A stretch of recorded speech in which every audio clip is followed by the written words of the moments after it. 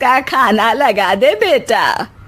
हाँ माँ, बस वो चेंज कर ले, मैं खाना लगा दूंगी। सबके कमरे में जाने के बाद सिम्मी और राकेश साथ खाना खाते हैं, जिसे देखकर मेघा को जलन होने लगती है। अरे सिम्मी, हमारे घर में पति के साथ खाना खाने का रिवाज नहीं है, तुम्हें राकेश ने बताया नहीं क्या? सिम्मी मुस्कुराकर वहां से चली जाती है कि मेघा सिम्मी की सास के पास जाती है। अरे चाची जी, राकेश भैया तो सीधे हैं, कछु नहीं बोलते, कछु नहीं समझते, लेकिन आप तो सयानी है ना। अब देखिए, साथ बैठकर खाती है भैया के, कुछ झूठा मीठा उसका भैया के पेट में चला जाए तो सिम्मी को तो पाप लगेगा ना, पाप। मैं मुंबई जा रहा हूँ, तुमको चलना है तो साथ चलो।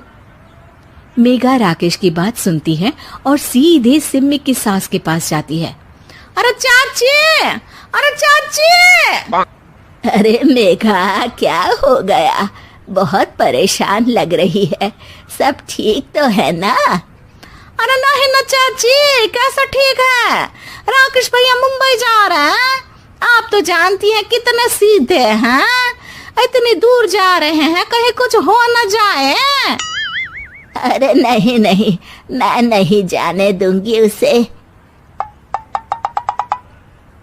अरे सिम्मी, पता चला है कि राकेश मुंबई जा रहा है।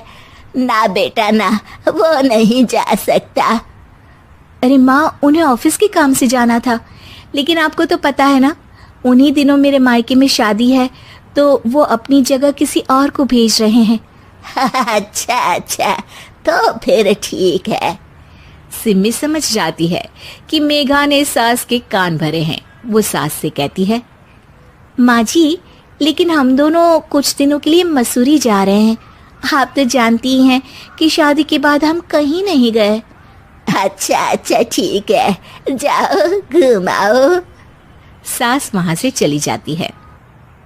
सिम्मी अपने कमरे में कपड़े पैक कर रही होती है कि तभी मेघा आ जाती है। अरे गर्मी में सर्दी के कपड़े काहे पैक कर रही हो? सिम्मी को मेघा पर नाराजगी तो होती है, लेकिन फिर भी वो कुछ नहीं बोलती। दरअसल मैं और राकेश हनीमून के लिए मसूरी जा रहे हैं ना। का हनीमून? हाँ हाँ, हनीमून। क्यों? हनीमून के लिए तो पति पत्नी ही जाते हैं ना, तो मैं और राकेश जा रहे हैं। मेघा भागकर सिम्मी की सास के पास जाती है। अरे चाची, सच में तुम लोगों जितना सीधा परिवार तो मैंने देखा ही नहीं है। अरे अकेले भेजोगे दोनों को? मैं और सुरेश तो कभी अकेले नहीं गए। हाँ भाई, हम तो परिवार में ही अच्छे, बड़ों के बीच, ऊपर से खर्चे है भगवान। अरे चाची, पहाड़ी इलाका है, कुछ हो गया तो? सास सीधे सिम्मी को बुलाती है, लेकिन सिम्मी तो वहीं सास के कमरे के बाहर ही खड़ी थी। बस मेघा दीदी, आपसे यही उम्मीद थी। अरे बड़ी हूँ, घर के कायदे कानून तो मैं ही बताऊंगी ना। अरे तो अपने घर में रखिए ना सारे कायदे कानून। आपकी सास खुद खाना बनाती है, क्योंकि आप यहाँ आकर मेरी सास के कान भरती हैं। आपका पति हमेशा खुद खाना लेकर खाते हैं, क्योंकि आप मेरे घर में ये देखने के लिए बैठी रहती हैं कि मैंने और राकेश ने साथ खाना खाया तो खाया कैसे। मेघा दीदी, आप अपने घर और घर वालों का ख्याल रखिए। मेरे घर में ज्यादा घुसने की जरूरत नहीं है, और हाँ, मैं अपने सास और पति को संभाल लूंगी। मेघा चिल्लाती हुई वहां से चली जाती है, जिसकी आवाज सुनकर राकेश वहां आ जाता है। सिम्मी, मैंने तो तुम्हें पहले ही अपने घर का माहौल बता दिया था।